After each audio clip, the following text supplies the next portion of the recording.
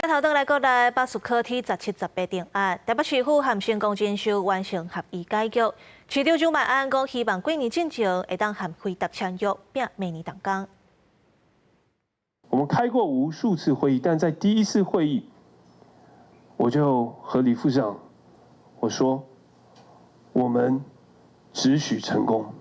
不能失败。 台北市长蒋万安在去参加2025年 CBMC 台湾年会城市论坛，以即温存成功、无温存失败形容争取回答进驻巴士科的决心。拖少几个月时间回答海外总部，踮伫巴士科 T17、T18总设开平啊，母公司来新成功金控利益替新秀发出答信，当时会通过甲台北市政府合议解决。非常感谢星光人寿昨天和我们台北市政府顺利完成解约协议。当然，接下来我们就会进行包括土地计划变更以及设定地上权相关的作业，也希望最快可以在明年农历年前顺利和辉达完成地上权的签约。 那希望在明年中的时候就可以顺利动工。蒋万安也进一步表示，包括 T3、T4、T12，加市科卫地区到整个台北市，未来对产业战略规划，政府一定会用更较悬的角度、更较长远的眼光来做规划。有机关点出巴士科后手交通配置，甲未来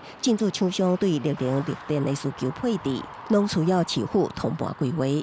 包含交通的配套，辉达要申请都市计划变更，以及面对韧性电网的建制，还有未来进驻厂商对于绿能、绿电的需求的配置等等的问题，都需要北市府做通盘检讨，事先规划。那新售的解约，它其实没有附带任何的条件，我们就44亿就尽快还给他嘛。好，那接下来要做的是重点就是设定地上权，还有尽快跟辉达签约。 针对外界关注乡下论坛进度，台北市副市长林奕华透露有2个基点时间点，但又拢是伫12月下旬，当甲上海方面讨论。蒋万安表示，继续甲上海方面沟通协调，保证也有真侪行政细节还未确定，一旦有具体结果，会甲大家做报告。公司新闻采访报道。